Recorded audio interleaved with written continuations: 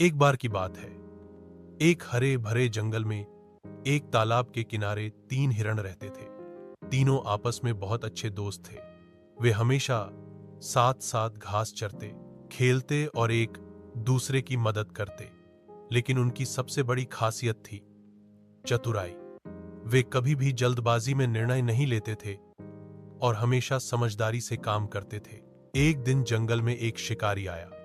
उसने हिरणों के पैरों के निशान देखे और सोचा, यह तालाब के पास रहते हैं, इन्हें पकड़ना आसान होगा। उसने तालाब के पास जाल बिछा दिया। तीनों हिरणों को जब यह बात पता चली तो वे चिंतित हो गए, मगर हार मानने के बजाय उन्होंने एक योजना बनाई। पहले हिरण ने कहा, हम सीधे जाल में नहीं फंसेंगे, हमें मिलकर शिकारी को ही डराना होगा। दूसरे ने कहा, हम अलग अलग दिशाओं से शोर मचाते हुए दौड़ेंगे ताकि उसे लगे कि पूरा जंगल उसके खिलाफ है। तीसरे ने कहा, मैं उसके सामने जाकर ऐसा करूंगा जैसे मैं घायल हूं। जैसे ही वह मुझे पकड़ने आएगा, तुम दोनों पीछे से हमला करना। अगले दिन शिकारी जाल लेकर आया। तभी तीसरा हिरण लड़खड़ाते हुए उसके सामने आया। शिकारी जैसे ही पास आया, बाकी 2 हिरण जोर जोर से कूदने और शोर मचाने लगे। शिकारी घबरा गया।